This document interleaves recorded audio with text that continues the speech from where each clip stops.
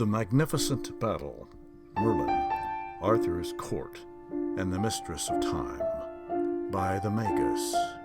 Recorded by the Magus. Chapter 10, Dragon's Breath. What Malory recorded. As the book saith, when the King Arthur awaked, he was passing heavy of a dream.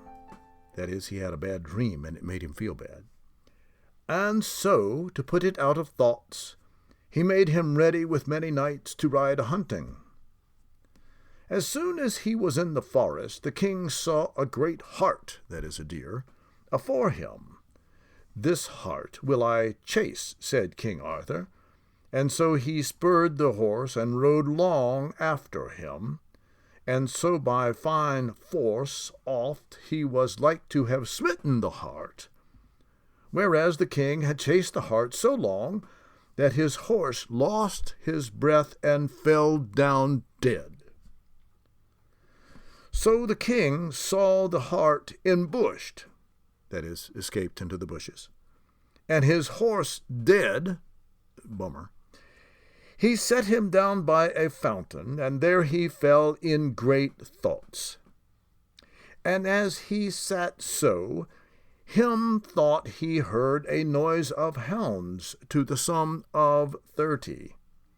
And with that the king saw coming toward him the strangest beast that ever he saw or heard of. So the beast went to the well and drank, and the noise of it was in the beast's belly like unto the questing of 30 couple hounds. But all the while the beast drank, there was no noise in the beast's belly. And therewith the beast departed, with a great noise, whereof the king had great marvel. And so he was in a great thought, and therewith he fell asleep. Right so there came a knight afoot unto Arthur, and said, Knight, full of thought and sleepy, tell me if thou sawest a strange beast pass this way. Such one saw I, said King Arthur, that is past 2 mile. What would ye with the beast? Said Arthur. Sir, I have followed that beast long time, and killed mine horse. So would God I had another to follow my quest. Right so came a yeoman with another horse, and when the knight saw the horse, he prayed the king to give him the horse, for I have followed this quest this 12-month, and either I shall achieve him, that is, kill him, or perhaps capture him, or bleed of the best blood of my body. Pellinore, that time king, followed the questing beast. Malory, Book 1, Chapter 19.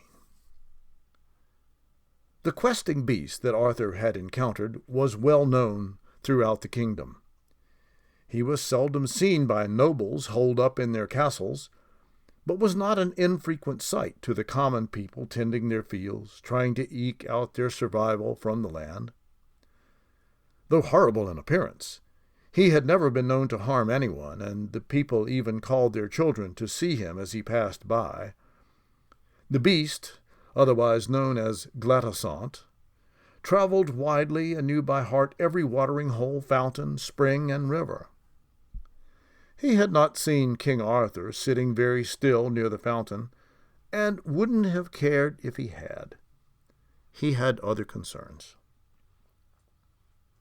Maintaining adequate hydration was a serious task for a fire-breathing dragon. There was a subtle balance to it. Too much water, and there was a danger of extinguishing the flame. Too little, and it diminished his energy level and ability to move quickly in case of danger. Yes, hydration was a major issue for Glatisant. It was something he could feel in his bowels.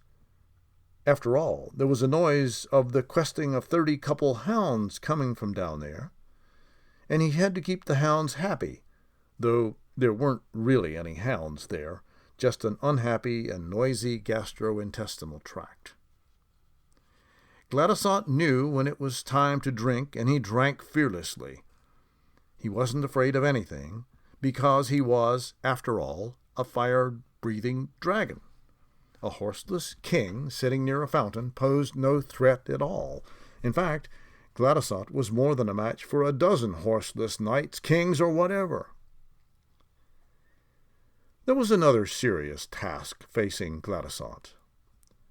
That was the fact that he was relentlessly pursued by a crazed old king who had vowed to achieve him.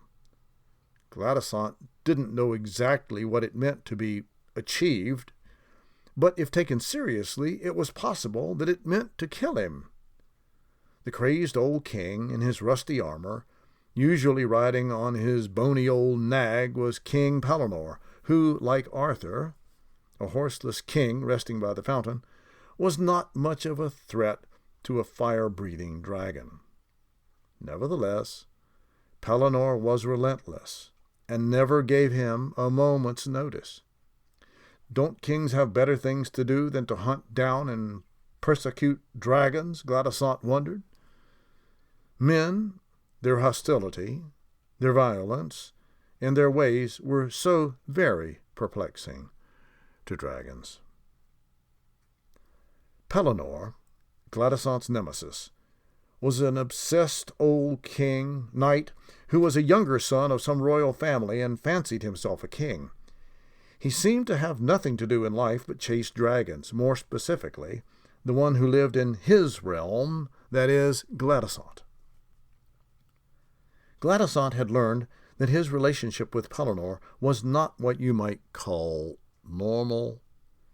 Pellinore chased him. Glatisant fled, even though he didn't need to. There had been more than a few times in the chase that Glatisant could have put an end to Pellinore, but he didn't.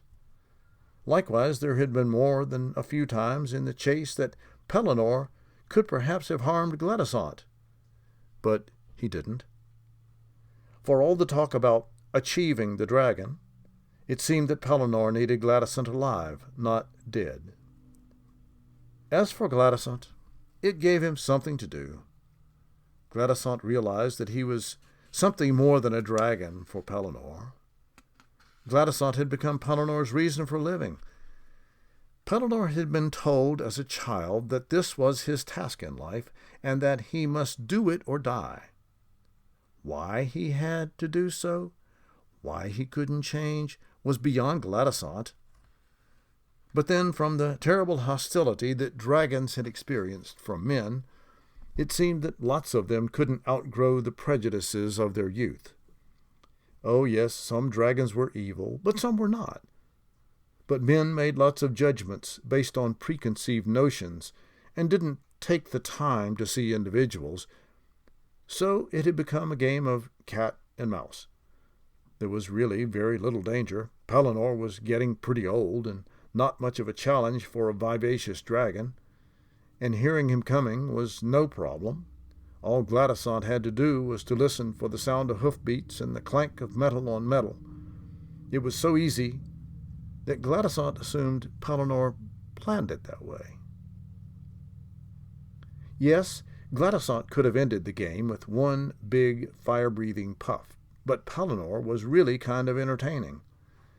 And that would have taken away the thrills of the chase, and after all, there weren't too many thrills in Glatisant's life anymore.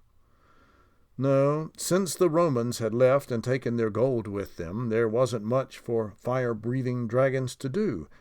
It was a sad time for hoarding dragons. There were no piles of gold to count and to lie on, to sleep with, to stir around with their enormous tails, to protect from thieves or marauders.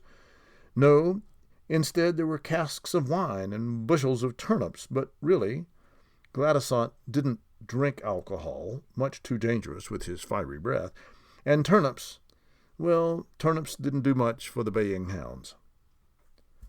Oh, there were maidens to capture and hold in towers or dungeons, and some had done that and had found great satisfaction, but Glatisant hadn't found one who met his standards. Not that he wasn't looking. No, he was waiting for a fair maiden to fill his heart with happiness and vanquish the charred ashes of his solitary existence, an existence where his only friend was trying to achieve him. He was searching for a maiden who was deserving of him, worth his love, his energy, his devotion. This was, after all, the era of courtly love, when males acted like fools for the hint of a smile from a lady. For all his grandeur and ferocity, Glatisant was lonely and sad. Daily, Glatisant pined for true love. Surely she was out there somewhere. Surely there is someone for everyone, he thought. But most of the maidens either lacked maturity or were so insensitive that they could not have understood the positive side of having a relationship with a fire-breathing dragon. Still, he was always on the lookout for one who was really and truly fair, who had the insight and empathy to understand the loneliness and isolation of a fire-breathing dragon, and could love him in spite of the rather obvious hurdles. Yes, for all of his fire-breathing bravado, Glatisant was as emotionally vulnerable as a big-eyed pound puppy.